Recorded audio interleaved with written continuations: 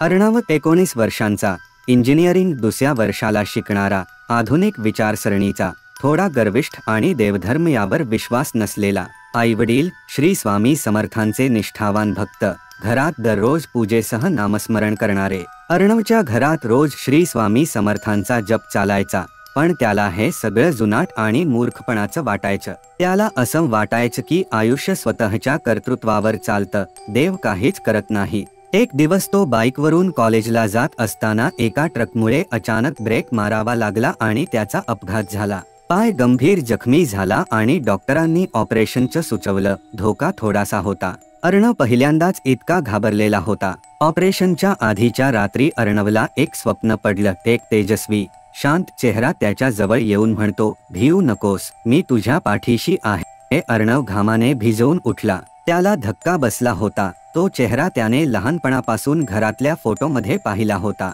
Operation अतिशय यशस्वी झालं। डॉक्टरही म्हणाले की अशी रिकव्हरी अपेक्षेपेक्षा खूप चांगली आहे। त्या दिवशीपासून अर्णव शांत झाला। त्याच्या मनात श्रद्धा उगम पावली होती। आता तो स्वतः सकाळी उठून हात जोडतो आणि मित्रांना सांगतो, श्रद्धा सांगून समजत नाही, ती फक्त अनुभवली जाते। श्री स्वामी समर्थ।